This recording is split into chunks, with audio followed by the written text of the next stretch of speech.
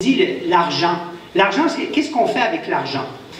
L'argent a trois usages. Puis c'est drôle parce que l'argent a été défini par Aristote, qui est un philosophe et non un économiste, a été défini comme étant un outil basé sur la confiance qu'on a en ce morceau, cette monnaie, qu'on puisse échanger des biens et services qu'on a besoin, et que cet argent puisse maintenir la valeur dans le temps de nos économies, et qu'on puisse ultimement l'échanger au bout de 20 ans, 30 ans dans le temps.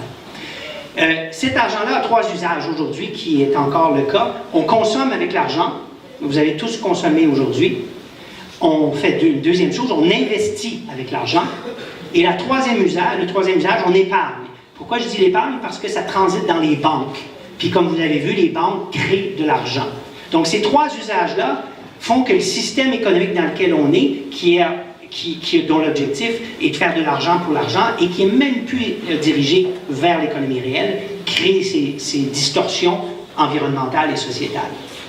Fait qu'imaginez si on avait en fait, parce que j'ai plus de temps puis il faut que je parle à Dominique, il faut que je laisse Dominique parler plutôt, mais imaginez si on avait un moyen de rediriger et rendre notre argent et transformer notre argent en un catalyseur de changement sociétal dans ces trois usages.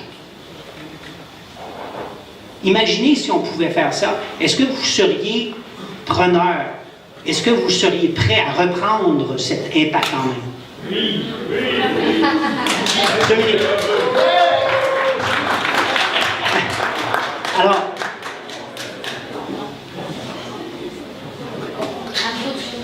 Dominique, vous le connaissez, elle veut que je l'introduise. Est-ce que vous avez besoin qu'on introduise Dominique Champagne?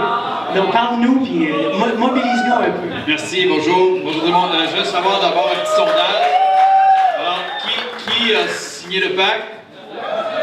OK, alors qui n'a pas signé le pacte?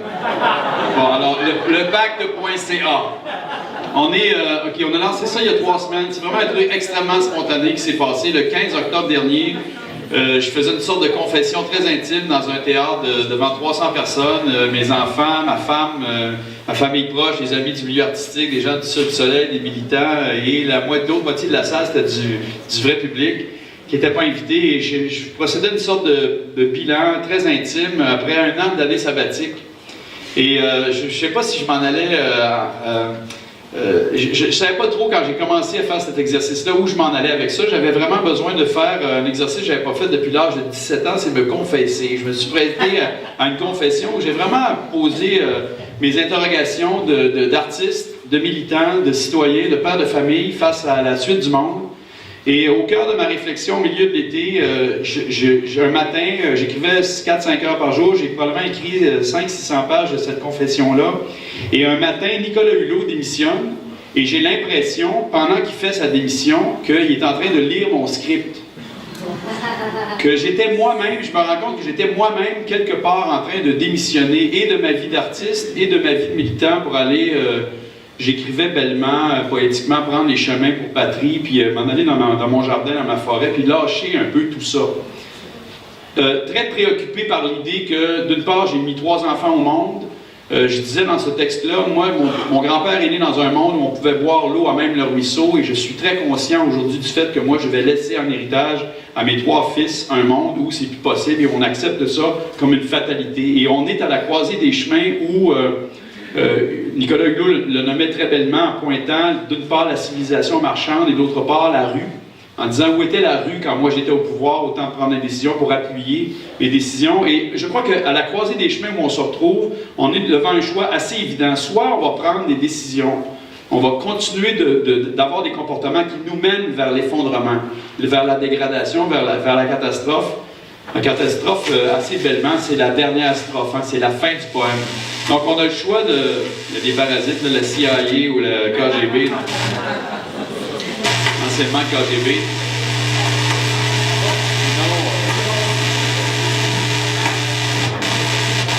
C'est pas moi. Le micro est éteint, là.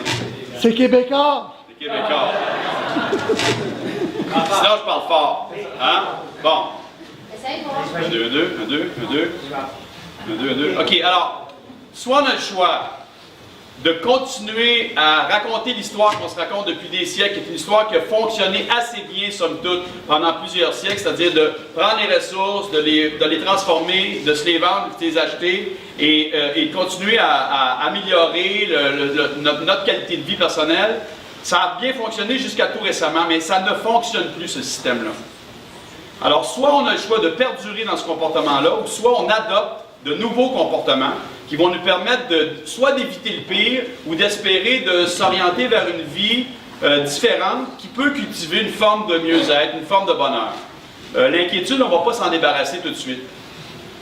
J'ai fini cette confession-là ce soir-là en disant, OK, si on était 300, on est 200 ici aujourd'hui, si on se lançait une sorte de contrat social qui sera un acte de foi à l'idée que on ne va pas se diriger vers l'effondrement, on ne va pas appeler l'effondrement, on ne va pas continuer à faire perdurer cette façon de produire et de consommer, mais on va essayer ensemble de dire qu'il y a une autre voie qui existe. Et je me dis, si je me sens seul comme un prophète dans le désert ce soir-là en disant ça, ben je l'aurais confessé comme un fantasme. Et ce soir-là, j'ai éprouvé très fortement un grand enthousiasme autour de moi et j'ai commencé. Il y avait quelques scientifiques dans la salle, dont une top réchauffement climatique au Canada, Catherine Potvin, un top en énergie. Donc j'ai dit, on va commencer ensemble. Il y avait quelques poètes, quelques amis, et on a pendant 2 semaines, rédigé un pacte que vous pouvez lire sur lepacte.ca. On a lancé une bombe. 250 000 dans quelques jours auront signé ce pacte-là. Il y a un appétit.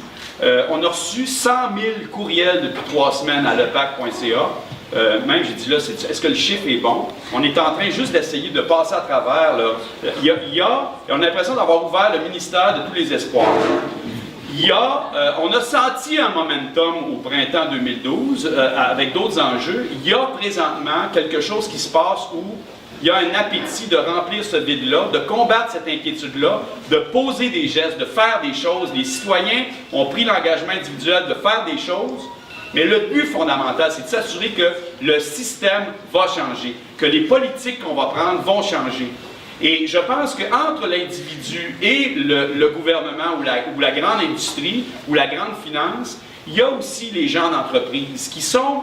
Moi, je suis un entrepreneur, j'ai brassé des millions de dollars dans ma vie, j'ai créé des dizaines, des centaines de jobs, j'ai fait des shows avec... j'ai brassé un jour, j'ai eu l'opportunité de faire un show où j'avais 150 millions de dollars de budget, c'est assez rare. Je sais ce que c'est que la valeur de l'esprit d'entreprise et la capacité de rassemblement de l'entreprise, et ça donne confiance. Il me reste 30 secondes, je vais vous dire une chose. Je suis allé rencontrer, il y a 10 jours, un premier ministre inculte à l'égard de l'environnement, qui était le dernier classe dans sa plateforme d'environnement et que la démocratie a porté au pouvoir. Ça, c'est la réalité. Et j'ai envie de croire que cet homme-là, quand même, qui est un père de famille et qui a un cœur qui bat, peut être un honnête homme.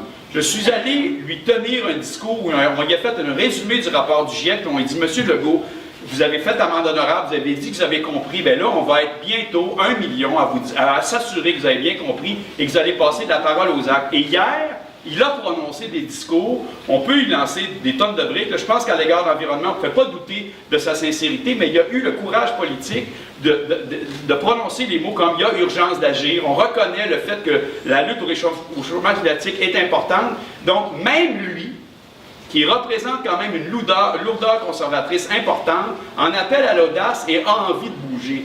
Et je pense que les entrepreneurs, vous avez un rôle extrêmement important dans la capacité d'incarner par des actions, par nos gestes de production et de consommation des changements. Alors, je vais terminer là-dessus. On a ouvert sur notre site web aujourd'hui, sur lepacte.ca, un onglet « Organisation ». Je vous invite à vous inscrire parce qu'on a envie aussi de valoriser, de mobiliser les meilleures pratiques possibles pour faire en sorte que, plutôt que de continuer dans la voie de l'effondrement, on puisse s'orienter vers le mieux-être. Donc, lepacte.ca, il y a un volet « Organisation ». Je vous invite à vous inscrire et on va se reparler sous peu. Peace and love, merci.